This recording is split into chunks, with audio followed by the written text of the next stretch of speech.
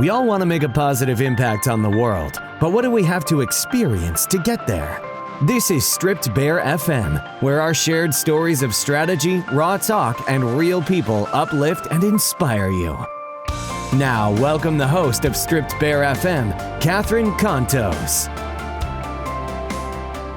Hello, everyone. Imagine a life with the unpredictability that comes with epilepsy. Today's guest tells us how a keto diet saved her life. Today on Stripped Bare FM, I have the pleasure of talking to Jade Nelson, a licensed massage therapist, certified yoga teacher, and holistic health guide and speaker based in Austin, Texas. Let's take a moment right here to share my book, Soul Shaker, A Whirlwind Awakening. It is a book that will tell you about my personal struggles on divorce, losing a business, all while having cancer, and how I used those experiences to catapult me to my optimal life and business. If you want to know how I did it, you can order it via my website, catherinecontos.com. Now back to our guest. Welcome, Jade. Are you ready for some raw talk? I am ready, Catherine, for some raw talk. Awesome. Great. So, Jade, at a very young age, you developed epilepsy.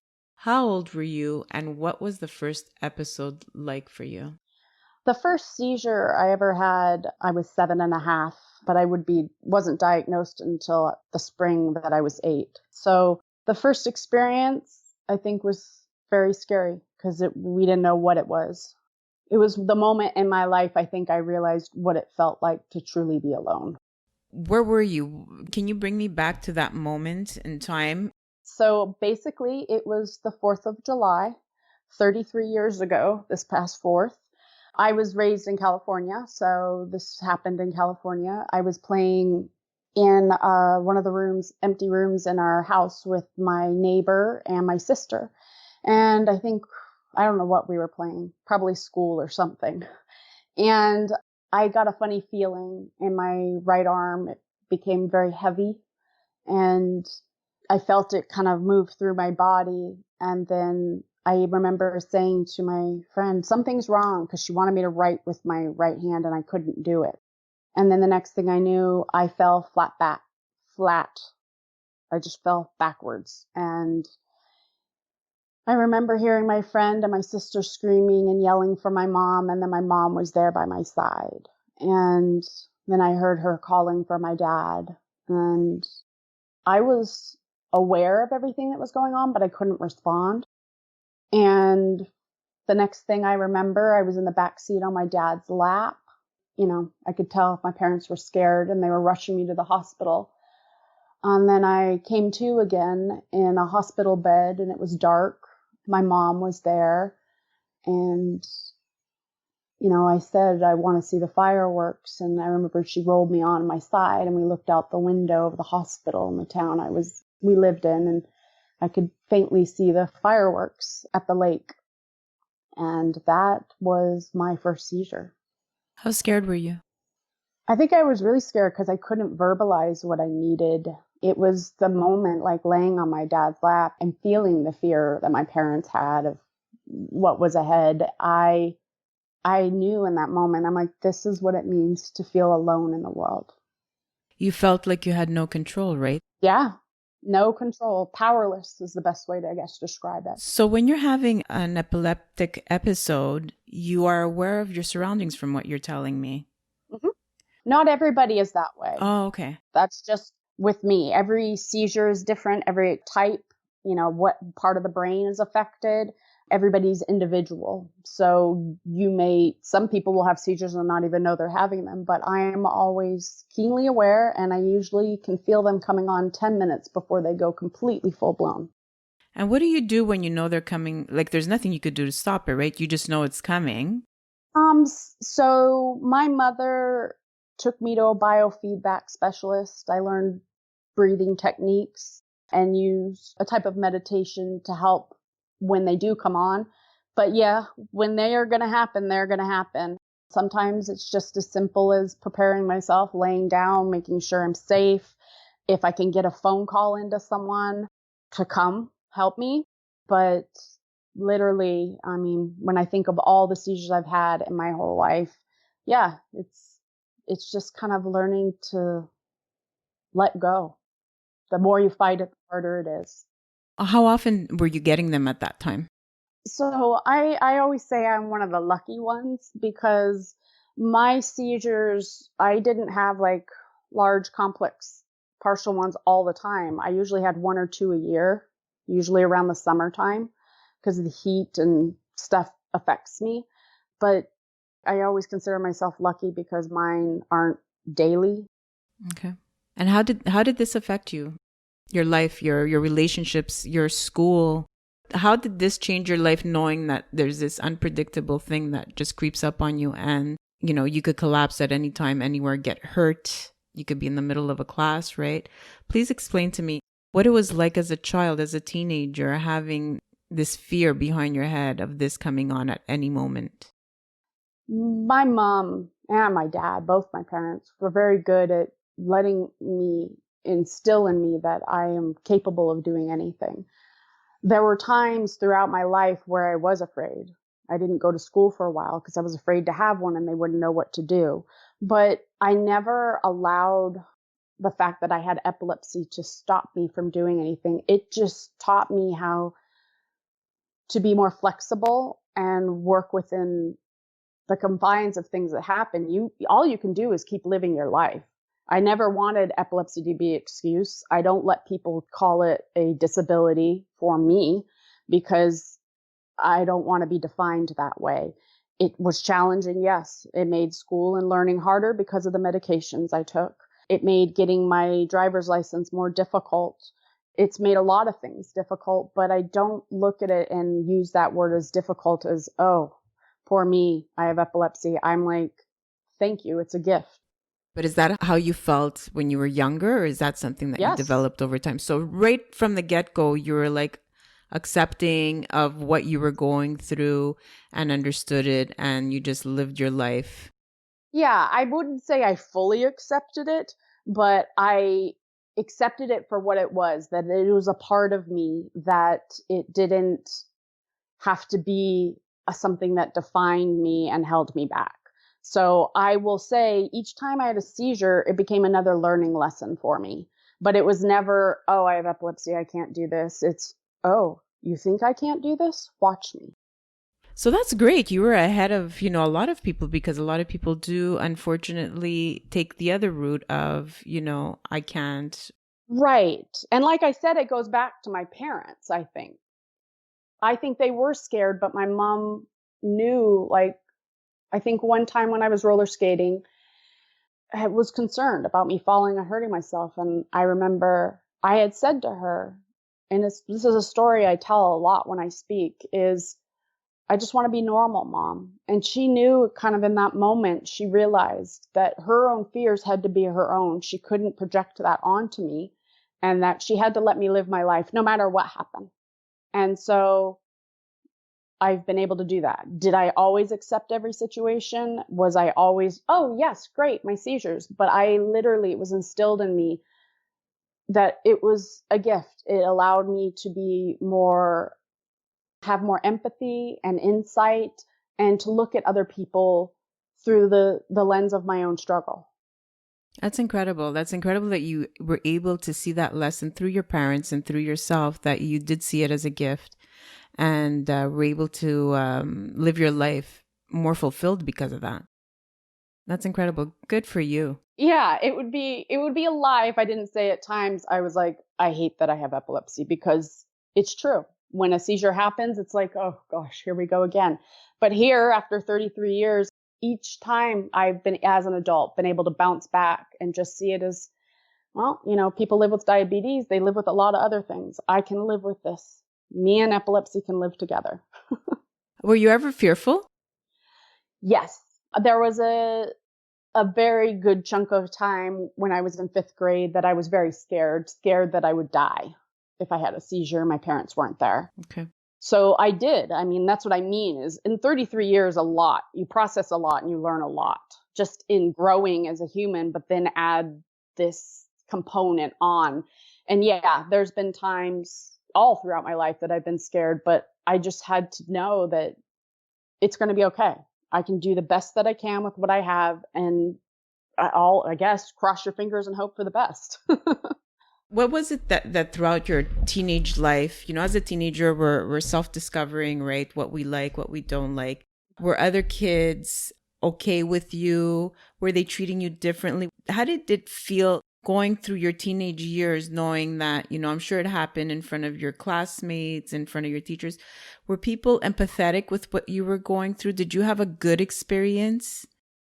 I'd say comparatively to most people, I had a pretty good experience. Don't get me wrong. I faced a lot of different things, and honestly, I can't remember a lot of them, but there was one when I was in junior high. I think I had a seizure at school, and they didn't allow me to go on a field trip unless my dad was my chaperone and stayed by my side the whole time. Okay. That was very hard when you're in 8th grade and, your dad has to be with you. I'm like, because you have one seizure and it scares everybody and they don't understand it. And my parents went to bat for that because they weren't even going to let me go on the field trip. And that was one of the big ones that was hard to swallow. And there was a lot more that went after it in life that I faced. And there were stages as in my early 20s when I didn't tell anybody. I just chose not to tell people because I didn't want to have to explain it or get the, oh, I'm so sorry. Right. I can't handle that. I don't like hearing it. I'm the same thing. When I was diagnosed with cancer, the reason why I did not tell a lot of people was because when I used to see the reactions on their face, it would bring me down. And I'm like, no, I'm not doing this. Right. Right. So yeah, I get it for sure. Did anything else happen to you because of the epilepsy? Like meaning other ailments or dangers or physically that could have cost you your life or made your life more challenging? You mean that happened because of the seizure, like had a seizure and hit my head or hurt myself kind of thing? Either hurt yourself or did it progress to anything else that was more serious? Like what did you have to go through physically? Like, did you have operations? What did you have to go through because of epilepsy, whether it's, like I said, operations or other physical ailments that came along with that, or because you got hurt, or like what has happened to you because of this? Well, I had a brain biopsy when I was 8 because they needed to figure out they found a spot on my brain and they thought it might have been cancer or some kind of, growth. Turns out it was a scar, and that's what causes my seizures. But at the spring I was 8, I ended up, I think I lived in the hospital for a month after that. So they went in and they excised a piece of the tissue and tested it. So I did that. I mean, other ailments, when you're on these type of medications that I was on all these years, there's also the emotional components that go with epilepsy. There could be anxiety and depression and different things. And I'll say that I struggled with that stuff, and having the medication on board makes you more tired and more fatigued and more exhausted. And so dealing with those things, I'd say, and then, just part of growing older, aging, different health issues come up, but nothing truly connected to the epilepsy per se, aside from that surgery. How many meds were you taking? One time, I think the most I was on was 3. Okay. I've taken a total of 10 different types, but today I'm only on one pharmaceutical medication right now. And that's the lowest I've ever been on anything. So you keep mentioning that your mom, like you kept telling your mom, I just want to feel normal. Can you bring us back to that place of like what it is to feel normal? And do you feel normal today? Did you ever, I like that you asked this. I really do. Yeah, I'm learning. Aside from the epilepsy, there is nothing normal about me, and I'll never be normal. And you know what? You should embrace that. And I do now. Now I'm just like, I could care less if you don't like me, and I could care less if I don't do things traditionally or whatever. I embrace the uniqueness in me. having an epilepsy diagnosis at a young age set me on a path to just accept the uniqueness and differentness, or if it simply enlightened me to be more open, I don't know. But yeah, normal. Yeah. You look at how other people don't have to struggle about certain things. I think when I think back to being a child, I just wanted normal. I just wanted an easier life. Maybe not quote unquote normal, but something a little easier. Right. But that's not my path. So what was the biggest struggle going through all this? What was like, did you ever have like a really low point with all this? Yeah, I'd say my lowest point with it was right before I chose to use the ketogenic diet. I'd say if I look at over the last 33 years, that would probably be my lowest point. I was on 3 different meds at that time, and I had a seizure not, too long before that. And just having all that medication on board, I couldn't get through the day. I could barely work. I couldn't take care of my massage clients the way I wanted. And I was tired of the roller coaster of my life, as I like to say, like the ups and downs that occur with a diagnosis like this. And I couldn't quite figure out how to get through this next real big dip that I was in. It was in a dip, and I was okay if I didn't go on anymore. If life just decided, hey, Jade, we don't want you on earth anymore, I was going to be okay with that then, because I was tired. And I watched how hard it was on the people in my life and things like that, and hard on me. And that was my lowest point, I'd say, because I literally was just kind of like, I'm done trying. I remember saying that to my sister, I'm just done.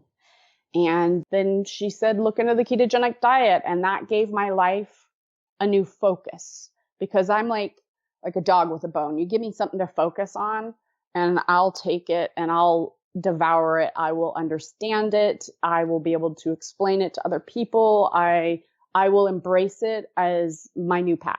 So you did have some hope for you to be able to still look at something, another possibility, something new. Yeah. There's always, even though at my lowest points, I'm always searching for that new evolution for myself. And keto was one evolution in my life. And how did it change your life? Tell me a little bit more about keto for people who don't know what keto is and what it does to you. So now it's very mainstream and a lot of people are doing it. But what I set out to do was for brain health. The ketogenic diet was originally created for people with epilepsy as a therapeutic diet, not for weight loss. It was created back before there was medication, when children were having intractable epilepsy that they couldn't control. And they found that a combination of a low carb diet, high fat, moderate protein was beneficial, and it created ketones, which is a great fuel source for the brain. There was not a ton of information out there in general. It was hard to find stuff when I started 5 years ago, but there was some.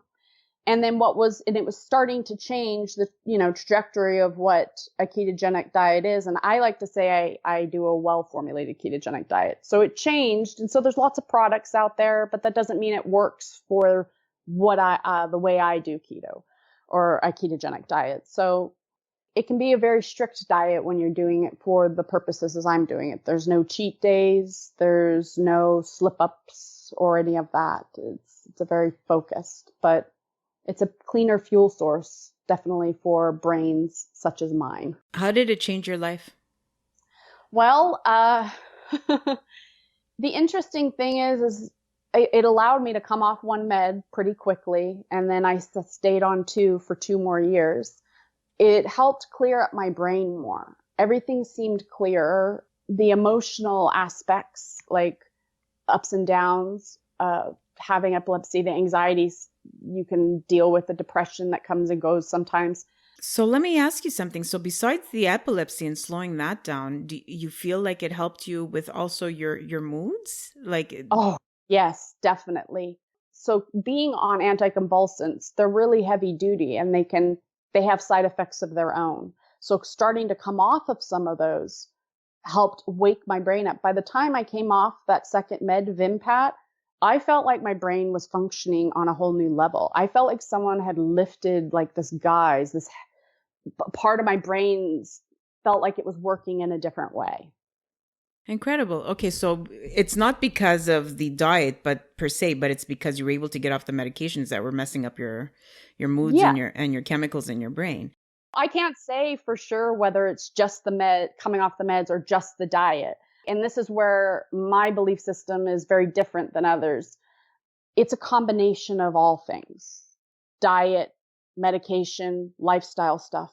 It's a blend and a balance that creates the equilibrium I need to manage my epilepsy. So I think it helped in the sense clean up my body and eliminate pain and different things. But I can't say, yes, it's this one thing at all. So how long ago was this again? 5 years ago is when I started. Okay, so let's say we go back 6 years ago to today. What's the difference? Like, how many seizures are you having now compared to then? Oh, the seizures. And this is another thing. It'll be a year ago this coming August. I had a seizure after being seizure free for 4 years on the ketogenic diet. Okay. And so to me, that's a win. I've never been a person where I was having multiple seizures a month or anything. Like I said in the beginning, it was 2 fairly big seizures a year. But if I can go anywhere from 4 to 6 years seizure free, that's a win for me. And is there anything that you did maybe that day that triggered it, you think, or it was just because? I think I was under stress just in my Okay. personal life, and it was hot that day. So that is the thing that I can think of that was one of the big things. That's the thing I always talk to when I work with people. Don't think just eating a specific way is going to be a magic pill, because it's not. There's all these other components in our system of our body, our stress, our sleep. So you could do everything right diet-wise and it not always work. Right, because stress is the undercursor of any disease, right? Oh, yeah. So, and I can imagine, epilepsy, it's part of the brain, and stress would obviously induce it. So, really, the lifestyle does have something very clear formulated to create this, this a seizure or an epilepsy. So, if you take that plus the combination of whatever else was going on in your life that day, it was a perfect recipe to set on another episode. What do you do now? What is it that you do now? How are you inspiring through what your discovery in your life, how it changed your life around? What are you doing to inspire others to follow your lead and to help them? Well, I like to just try to meet people where they're at and be available to help them make decisions. If it happens to be that someone calls and wants a consult about how to do the ketogenic diet for brain health, I offer that. Or if it's someone that wants to create more balance in their life, maybe they just got over surgery or a diagnosis or something. I do, come into people's homes and teach them how to make lifestyle changes and create more balance in their life so they can find more joy. I share my knowledge in a Facebook group that I run with a clinical nutritionist. I like to share stuff on social media. There's no one way I do anything anymore. I just try to live my life with joy and happiness. And if it happens that I get the opportunity to share my stuff, I do in whatever way I can meet people where they're at. So do you find the way you chose your career path, massage therapist, you're a speaker, you're holistic, that all revolves around having it work with your life, right? Yes. I like that you say that. Part of choosing the massage career 14 years ago, because I've had many careers. I was a teacher for years. I was a preschool teacher. I was a nanny. I did fitness. I've done it all. But every choice I made around my career, it was about either educating people or helping them with their health. And I built my career around my life, not my life around my career. Okay, perfect. I like to have balance, and I hope that in showing people that, I want other people to be able to do that. It's, there's this idea of what we're supposed to do in life, and sometimes that doesn't work for everybody. Well, you must feel very accomplished knowing that you were able to take care and, take control over the condition that you were suffering from in such a great way that you were able to do it and lessen your medicine, almost heal yourself, twice a year to once in 4 years. That's an incredible difference. So congratulations on that. Thank you. Yeah. Jade, I know my listeners will love to know even more about you and your strategies on how you made it through sickness to health. So let's take a quick peek and fast track through some questions. Are you ready? Sure, I'm ready. Okay, so what is the one thing you are most excited about today? I get to teach a private yoga session for one of my clients via Zoom today, so I'm excited about that. Okay. Share with us your one personal habit that makes you successful and keep you inspired. There's a very interesting thing about success because I thought about that. Because what does success actually mean? It's to be accomplished or aim a purpose, attain popularity, profit, if you look at the definition. But when I look at success for myself, because I don't think prosperity and all those things are, or for me personally, a sign of success, it's about learning to be flexible and learn through the process of just living life. Be able to change and evolve because we have many stages and points in our life where things change or we have moments where we grow. And success is being able to flow with that and be flexible and know that what you set out to do might not be what you're meant to do. Excellent point. Yeah, success could mean anything to anybody, right? The definition of success. It could be money. It could be health. It could be happiness, fulfillment. Right. What book would you recommend to our SB listeners and why? Okay. I'm actually reading Christine Northrup's book on menopausal wisdom.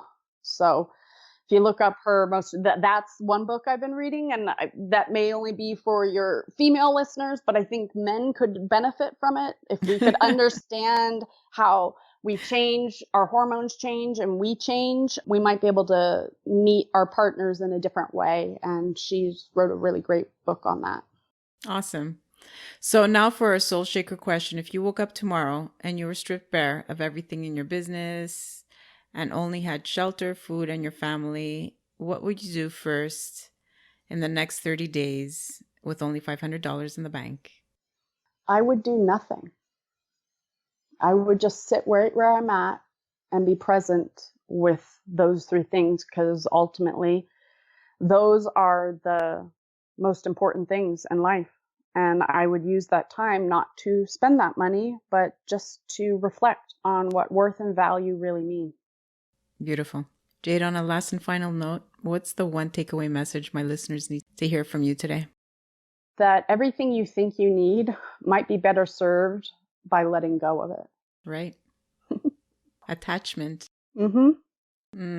A lot of people are attached to the wrong things, right? Right. And the thing, like the goals of what we think we need to do, the moment. If I haven't learned anything in the first 6 months of this year, it's that. Yeah. Yeah. And you know what? That's a very big lesson for a lot of people, because we do become attached to a lot of things. And I think with what we're going through today, as a society, we realized what really we need to be attached to and not be attached to, right? Jade, thank you so much for coming on here today and sharing with all of us your stripped bare story. Thank you. If you're loving this podcast, I would love to see you rate and review after this episode. That's all for this episode of Stripped Bare FM. Start living your best life. Head to KatherineContos.com for more information and resources, as well as ways to connect with Katherine directly. That's available exclusively on Katherine with a C, KONTOS.com.